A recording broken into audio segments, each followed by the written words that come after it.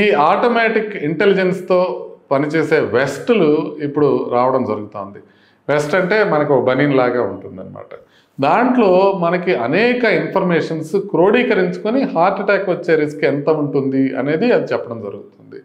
అంటే ఈ వేరబుల్స్ అనేవి అంటే వాచెస్ కావచ్చు, లేకపోతే ఉంగరాలు లాంటివి కావచ్చు, లేకపోతే మన బీపీ కఫ్లా కట్టేవి కావచ్చు, లేకపోతే ఛాతి మీద పెట్టేవచ్చు కావచ్చు, ఇలా అనేక డివైసెస్ వస్తున్నప్పుడు ఈ వెస్ట్ అనే దాంతో హార్ట్ రేటు, బీపీ, దాని లోపల ఉండే మిగతా అన్నిటినీ దాని ఇచ్చిన ఇన్ఫర్మేషన్ అంతా క్రోడీకరించుకొని దీన్ని ఆర్టిఫిషియల్ ఇంటెలిజెన్స్తో అనుసంధానం చేయటం ద్వారా గుండె జబ్బు రావడానికి రిస్క్ ఎంత అనేది నిర్ధారించబడుతుంది.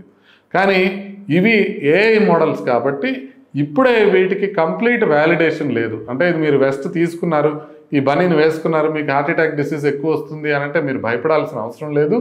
అవి ఒక రిస్క్ మాత్రమే, మనకు వచ్చేది ఎంతవరకు ఉంది అనే రిస్క్ మాత్రమే చూసుకోవడానికి మనకి పనికొస్తుంది. కాబట్టి అది చూసుకొని ఆ తర్వాత ఆ రిస్క్ తగ్గించుకునే విధంగా మనం గనక లైఫ్ స్టైల్ మాడిఫై చేసుకుంటే మనకి ప్రాబ్లమ్స్ వచ్చే అవకాశం ఫ్యూచర్లో తక్కువ ఉంటుంది.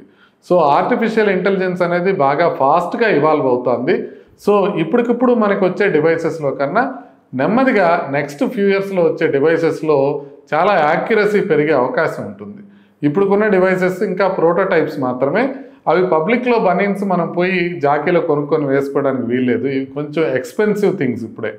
కాబట్టి మనం ఈ ఏఐ ఎనేబుల్డ్ బనీన్స్ ఏవైతే హార్ట్ డిసీజ్ రిస్క్ని గుర్తిస్తాయో ఇవి ఇంకా యుఎస్ఎఫ్డిఏ అప్రూవల్ రావాల్సి ఉంది.